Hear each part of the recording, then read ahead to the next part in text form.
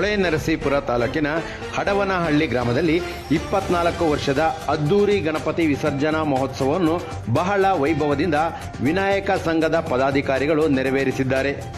ಮೆರವಣಿಗೆಯ ನೇತೃತ್ವ ವಹಿಸಿದಂತಹ ವಿನಾಯಕ ಸಂಘದ ಪದಾಧಿಕಾರಿಗಳು ಅಗ್ರಹಾರ ಗೇಟ್ವರೆಗೆ ಮೆರವಣಿಗೆಯನ್ನು ಕರೆತಂದು ಈ ವೇಳೆ ಸಾವಿರಾರು ಮಂದಿ ಭಕ್ತರು ದೇವರ ದರ್ಶನ ಪಡೆದಿದ್ದಲ್ಲದೆ ಮೆರವಣಿಗೆಯನ್ನು ವೀಕ್ಷಣೆ ಮಾಡಿದ್ದಾರೆ.